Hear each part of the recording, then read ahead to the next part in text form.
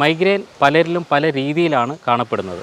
പക്ഷേ പൊതുവായി മൈഗ്രെയിന് ചില പ്രത്യേകതകളുണ്ട്. രോഗത്തിൻ്റെ പ്രധാനപ്പെട്ട ലക്ഷണങ്ങളൊക്കെ വരുന്നതിന് മുമ്പ് തന്നെ ചില മൈനറായിട്ടുള്ള ലക്ഷണങ്ങൾ കാണിക്കാം. മൈഗ്രെയിൻ്റെ ട്രിഗറിങ് പലർക്കും പല രീതിയിൽ തന്നെയാണ് ഉണ്ടാവുക. ചിലർക്കെങ്കിലും ഒരു നേരത്തെ ഭക്ഷണം ഒഴിവാക്കിയാൽ വരുന്ന മൈഗ്രെയിനാണ്. 80% വരുന്ന ജനങ്ങൾക്കും കണ്ടിട്ടുള്ളത് ഗട്ട് റിലേറ്റഡ് പ്രശ്നമുള്ള ആൾക്കാർക്കാണ് മൈഗ്രെയിൻ വരുന്നത് എന്നുള്ളതാണ്. മനുഷ്യനെ ഏറെ ബുദ്ധിമുട്ടുണ്ടാക്കുന്ന തലയുടെ ഒരു വശത്ത് വരുന്ന അതികഠിനമായ വേദനയെയാണ് നമ്മൾ പൊതുവെ മൈഗ്രെയിൻ എന്ന് വിളിക്കാറുള്ളത്. മൈഗ്രെയിൻ പലരിലും പല രീതിയിലാണ് കാണപ്പെടുന്നത്. പക്ഷേ പൊതുവായി മൈഗ്രെയിന് ചില പ്രത്യേകതകളുണ്ട്. അതിലേറ്റവും പ്രധാനപ്പെട്ട ഒരു പ്രത്യേകത ഇതിനൊരു ഓറയുണ്ടാവും എന്നുള്ളതാണ്. എന്താണ് ഓറ? രോഗത്തിൻ്റെ പ്രധാനപ്പെട്ട ലക്ഷണങ്ങളൊക്കെ വരുന്നതിന് മുമ്പ് തന്നെ ചില മൈനറായിട്ടുള്ള ലക്ഷണങ്ങൾ കാണിക്കാം ഇതിൻ്റെ മുന്നോടിയായി. അതിനെയാണ് നമ്മൾ ഓറ എന്ന് വിളിക്കുന്നത്. ചിലർക്ക് അത് കണ്ണിനകത്ത് വരുന്ന ബ്ലറിങ് ആയിരിക്കാം, മറ്റു ചിലർക്ക് കണ്ണിനകത്ത് ചെറിയ വെളിച്ചം പോലെ വരുന്നതായിരിക്കാം, മറ്റു ചിലർക്ക് അത് നോസിയേഷനാണ്, ഛർദ്ദിക്കാനുള്ളൊരു ടെൻഡൻസിയാണ്. ഓറ പോലെ തന്നെ വളരെ പ്രത്യേകതയുള്ള മറ്റൊരു കാര്യമാണ് ഇതിൻ്റെ പുറകിൽ ഒരു ട്രിഗറിങ് ഉണ്ടാവും എന്നുള്ളത്. മൈഗ്രെയിൻ്റെ ട്രിഗറിങ് പലർക്കും പല രീതിയിൽ തന്നെയാണ് ഉണ്ടാവുക. അതിലേറ്റവും പ്രധാനപ്പെട്ടത് ചിലർക്കെങ്കിലും ഒരു നേരത്തെ ഭക്ഷണം ഒഴിവാക്കിയാൽ വരുന്ന മൈഗ്രെയിനാണ്. മറ്റു ചിലർക്കത് അതികഠിനമായ ശബ്ദമായിരിക്കാം, വേറെ ചിലർക്കത് വെളിച്ചത്തിൻ്റെ ഇൻറ്റൻസിറ്റി ആയിരിക്കാം.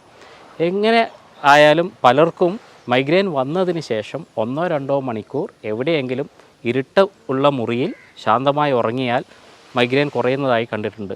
മറ്റു ചിലർക്ക് ഛർദ്ദിച്ചു കഴിഞ്ഞാൽ മാത്രമേ സമാധാനം ഉണ്ടാവുകയുള്ളൂ. 80% വരുന്ന ജനങ്ങൾക്കും കണ്ടിട്ടുള്ളത് ഗട്ട് റിലേറ്റഡ് പ്രശ്നമുള്ള ആൾക്കാർക്കാണ് മൈഗ്രെയിൻ വരുന്നത് എന്നുള്ളതാണ്. അതായത് ബ്ലോട്ടിംഗ് ഉണ്ടാവുക, നെഞ്ചരിച്ചിലുണ്ടാവുക, ഗ്യാസ് നിറയുക, കോൺസ്റ്റിപ്പേഷൻ ഉണ്ടാവുക, അങ്ങനെ പല ലക്ഷണങ്ങളും കാണിക്കാറുണ്ട്. ഇത്തരം ലക്ഷണങ്ങൾ കൂടി നിൽക്കുന്ന ദിവസങ്ങളിലാണ് പലർക്കും മൈഗ്രെയിൻ്റെ ട്രിഗറിങ്ങും ഉണ്ടാകുന്നതായിട്ട് കണ്ടിട്ടുള്ളത്. എന്താണ് ഈ ഗട്ടും മൈഗ്രെയിനും തമ്മിലുള്ള ബന്ധം? ആധുനിക വൈദ്യശാസ്ത്രത്തിൻ്റെ പിതാവ് തന്നെ ഹിപ്പോക്രാറ്റീസ് തന്നെ പറഞ്ഞിട്ടുണ്ട്, every disease begins from the gut. എല്ലാ രോഗങ്ങളും തുടങ്ങുന്നത് ദഹന വ്യവസ്ഥയിൽ നിന്നാണ്. ഇവിടെ എന്താണ് മൈഗ്രെയിനും ഗട്ടും തമ്മിലുള്ള ബന്ധം? അസിഡിറ്റി ഉണ്ടാക്കുന്ന ഒരു ബാക്ടീരിയയാണ് എച്ച് പൈലോറി. എല്ലാ പഠനങ്ങളും പറയുന്നത് ഇതേ എച്ച് പൈലോറിയാണ് മൈഗ്രെയിനിൻ്റെ പിന്നിലും ഉള്ളത് എന്നാണ്. അതായത് എച്ച് പൈലോറിയുടെ എഫക്റ്റ് കൊണ്ടാണ് അസിഡിറ്റി ഉണ്ടാകുന്നതും അതേ എച്ച് പൈലോറി കൊണ്ട് തന്നെയാണ് മൈഗ്രെയിൻ ഉണ്ടാകുന്നതും. ഇതുകൊണ്ട് തന്നെയാണ് പലപ്പോഴും ഒന്ന് വൊമിറ്റ് ചെയ്തു കഴിഞ്ഞാൽ മൈഗ്രെയിന് വളരെയധികം ശാന്തത ലഭിക്കുന്നതും. എച്ച് പൈലോറിയെക്കുറിച്ചുള്ള പഠനത്തിന് നോബൽ സമ്മാനം തന്നെ ലഭിക്കുകയുണ്ടായിട്ടുണ്ട്. എച്ച് പൈലോറിയെ നിയന്ത്രിക്കുക എന്നുള്ളതാണ് ഒരു വിഭാഗം മൈഗ്രെയിനെ കൺട്രോൾ ചെയ്യാനുള്ള ഏറ്റവും നല്ല വഴി. ഇതിനു വേണ്ടി നമുക്ക് ചെയ്യാനുള്ളത് ഡയറ്ററി മാനേജ്മെൻറ്റ് തന്നെയാണ്. ഭക്ഷണത്തിൽ എന്തൊക്കെ മാറ്റങ്ങൾ വരുത്തണം എന്ന് നമുക്ക് നോക്കാം. ഏറ്റവും പ്രധാനപ്പെട്ടത് ദഹന വ്യവസ്ഥയ്ക്ക് ബുദ്ധിമുട്ടുണ്ടാക്കുന്ന കാര്യങ്ങൾ ഒഴിവാക്കുക എന്നുള്ളത് തന്നെയാണ്. അതിലേറ്റവും പ്രധാനമുള്ളത് റോ ഡയറ്റ് അല്ലെങ്കിൽ വേവിക്കാത്ത പച്ചക്കറികൾ കഴിക്കുക എന്നുള്ളതാണ്. സ്വതവേ വേവിക്കാത്ത പച്ചക്കറികൾ ശരീരത്തിന് ഏറ്റവും നല്ലതാണെങ്കിൽ പോലും ദഹന സംബന്ധമായ പ്രശ്നം ഉള്ളവർക്ക് അല്ലെങ്കിൽ മൈഗ്രെയിൻ ഉള്ളവർക്ക് ഈ പറയുന്ന റോ ഡയറ്റ് ഒട്ടും നല്ലതല്ല. മറ്റൊന്ന് ഗ്ലൂട്ടൻ അടങ്ങിയ ഭക്ഷണമാണ്. ഗ്ലൂട്ടൻ അടങ്ങിയ ഭക്ഷണം എന്ന് പറയുമ്പോൾ ഏറ്റവും പ്രധാനപ്പെട്ടത് ഗോതമ്പുമായി ബന്ധപ്പെട്ടുള്ള ഭക്ഷണ പദാർത്ഥങ്ങൾ തന്നെയാണ്. അപ്പോൾ ഗോതമ്പ് പൂർണ്ണമായി ഒഴിവാക്കുക എന്നുള്ളതാണ് മൈഗ്രെയിൻ ഉള്ളവർ ഒഴിവാക്കേണ്ട മറ്റൊരു പ്രധാനപ്പെട്ട ഘടകം. നട്ട്സും പയറുവർഗ്ഗങ്ങളും പൊതുവായി നമ്മൾ ശ്രദ്ധിച്ചിട്ടുണ്ടാവും. ഇത് കഴിക്കുന്ന ദിവസം ദഹന പ്രശ്നങ്ങൾ ഉണ്ടാകുന്നതായിട്ട് കാണാം. തീർച്ചയായിട്ടും നട്ട്സും അതുപോലെ തന്നെ പയറുവർഗ്ഗങ്ങളും ഒരു വലിയ പരിധിവരെ നിയന്ത്രിക്കേണ്ടത് മൈഗ്രെയിൻ്റെ കൺട്രോളിനും ആവശ്യം തന്നെയാണ്. മറ്റൊരു പ്രധാന ഘടകം എന്ന് പറയുന്നത് പഞ്ചസാരയും ഉപ്പും ആണ്. പഞ്ചസാര പൂർണ്ണമായിട്ടും ഒഴിവാക്കുക, ഉപ്പ് കഴിയുന്നത്രയും കുറക്കുക. കാരണം ഉപ്പിൻ്റെ പ്രസൻസിൽ എച്ച് പൈലോറി വർദ്ധിക്കാനുള്ള സാധ്യത ഉണ്ട്.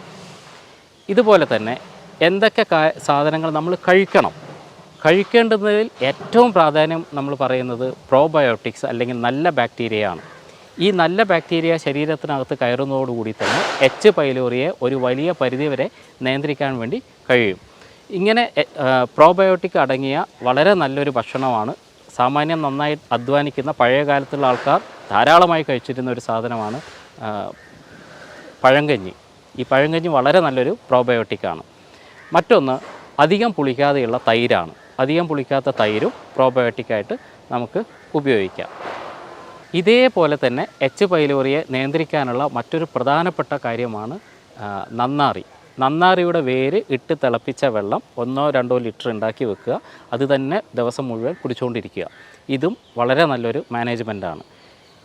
അടുത്തതായിട്ട് വളരെ പ്രധാനപ്പെട്ട ഒരു കാര്യം കരിഞ്ജീരകത്തിൻ്റെതാണ്. കരിഞ്ജീരകത്തിന് എച്ച് പൈലോറിയെ നിയന്ത്രിക്കാനുള്ള കഴിവ് ഉണ്ട് എന്ന് പല റിസർച്ച് പേപ്പറുകളും പറയുന്നുണ്ട്.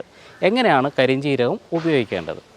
3 സ്പൂണ് കരിഞ്ജീരകം എടുക്കുക. ഒരു 1.5 ലിറ്റർ വെള്ളത്തിൽ ഇത് ചേർത്തിട്ട് വറ്റിക്കുക. 3/4 ലിറ്ററായിട്ട് ചുരുക്കുക. ഇതിൻ്റെ പകുതി രാവിലെയും പകുതി വൈകുന്നേരവും കഴിക്കുക. എച്ച് പൈലോറിയെ വളരെ കൃത്യമായിട്ട് നിയന്ത്രിക്കാൻ വേണ്ടി കരിഞ്ജീരകത്തിന് കഴിയുന്നതാണ്. ഇനി എല്ലാ മൈഗ്രെയിനും ഡയറ്റിൽ കൂടി തന്നെ മാറ്റാൻ വേണ്ടി കഴിയുമോ എന്ന് ചോദിച്ചാൽ ഇല്ല. എച്ച് പൈലോറി ഇൻഡ്യൂസ്ഡ് ആകാത്ത, എച്ച് പൈലോറിയെ കൊണ്ട് ഇൻഡ്യൂസ്ഡ് ആകാത്ത മൈഗ്രെയിനുകളും ഉണ്ട്. അതിൽ വളരെ പ്രധാനപ്പെട്ട ഒന്നാണ് ഹോർമോണൽ റിലേറ്റഡ് ആയിട്ടുള്ള മൈഗ്രെയിൻ. അതിൽ തന്നെ ഏറ്റവും പ്രധാനപ്പെട്ടത് സ്ത്രീകളിൽ സാധാരണമായി കണ്ടുവരുന്ന ഈസ്ട്രജൻ ഇൻഡ്യൂസ്ഡ് മൈഗ്രെയിനാണ്. ഇവിടെ സംഭവിക്കുന്നത് ഈസ്ട്രജൻ ഡോമിനൻസ് ആണ്. Estrogen dominance over progesterone. പ്രൊജസ്ട്രോണിനേക്കാളും ഈസ്ട്രജൻ കമ്പാരിറ്റീവ്ലി കൂടി വരുന്ന ഘട്ടത്തിലാണ് സാധാരണഗതിയിൽ ഈ പറയുന്ന ഹോർമോൺ ഇൻഡ്യൂസ്ഡ് മൈഗ്രെയിൻ സംഭവിക്കാറുള്ളത്. അതുകൊണ്ട് തന്നെയാണ് പലപ്പോഴും സ്ത്രീകൾക്ക് പീരിയഡ്സുമായി റിലേറ്റഡ് ആയിട്ട് മൈഗ്രെയിൻ വരുന്നത്. ചിലർക്ക് പീരിയഡ്സിൻ്റെ തൊട്ട് മുമ്പേ മൈഗ്രെയിൻ വരാം, ചിലർക്ക് അതിന് തൊട്ട് ശേഷവും വരാം. അപ്പോൾ ഇത്തരത്തിലുള്ള മൈഗ്രെയിനെ എങ്ങനെ നിയന്ത്രിക്കാം? ഇത്തരത്തിലുള്ള മൈഗ്രെയിൻ നിയന്ത്രിക്കാൻ ഏറ്റവും കൂടുതൽ ആവശ്യം എൻഡോക്രൈൻ സിസ്റ്റത്തിനെ റെഗുലേറ്റ് ചെയ്യുക, അല്ലെങ്കിൽ ഹോർമോൺ സിസ്റ്റത്തിനെ റെഗുലേറ്റ് ചെയ്യുക എന്നുള്ളതാണ്. അതിൽ ഏറ്റവും പ്രാധാന്യം യോഗ പോലെയുള്ള, മെഡിറ്റേഷൻ പോലെയുള്ള കാര്യങ്ങൾക്കുണ്ട്. ഇതേപോലെ തന്നെ ആലോചിക്കേണ്ട വേറൊരു കാര്യം, ഹോർമോൺ ഇൻഡ്യൂസ്ഡ് മൈഗ്രെയിനുള്ള സ്ത്രീകൾ പലരും ഒബേസിറ്റി ഉള്ളവരായിട്ട് കാണാം. ഈ ഒബേസിറ്റി മാനേജ് ചെയ്യുന്നതും വളരെ നന്നായിട്ട് മൈഗ്രെയിനെ കൺട്രോൾ ചെയ്യാൻ വേണ്ടി സഹായിക്കും. അതുകൂടാതെ നമ്മൾ വ്യാപകമായിട്ട് ഇപ്പോൾ കണ്ടുവരുന്ന ഒരു പ്രശ്നമാണ് ഹെപ്പാറ്റോമെഗലി, അല്ലെങ്കിൽ ലിവറിനകത്ത് ഫാറ്റ് അടിഞ്ഞുകൂടുക എന്നുള്ള പ്രശ്നങ്ങൾ. ഈ ലിവറിനകത്ത് ഫാറ്റ് വരുന്ന, അല്ലെങ്കിൽ ഫാറ്റി ലിവർ എന്ന് പറയുന്ന കണ്ടീഷനിലും ഈ പറയുന്ന ഹോർമോൺ ഇൻഡ്യൂസ്ഡ് മൈഗ്രെയിൻ വരാനുള്ള സാധ്യത വളരെ കൂടുതലാണ്. കാരണം ലിവറിൽ വെച്ചിട്ടാണ് ഈസ്ട്രജൻ്റെ മെറ്റബോളിസം സംഭവിക്കുന്നത്. അതുകൊണ്ട് തന്നെ നല്ല ലിവറും മൈഗ്രെയിൻ മാറാൻ വേണ്ടി സഹായിക്കുന്നതാണ്.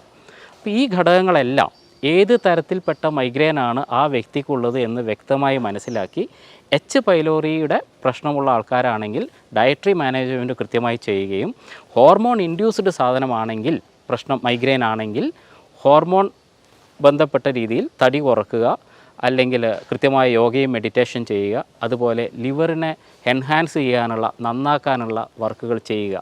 ഇതാണ് മൈഗ്രെയിനെ ശാശ്വതമായി പരിഹരിക്കാനുള്ള നല്ല മാർഗങ്ങൾ. മറ്റൊരു സയൻറ്റിഫിക് ഹെൽത്ത് ടിപ്പുമായി വീണ്ടും കാണാം. അതുവരെ നന്ദി.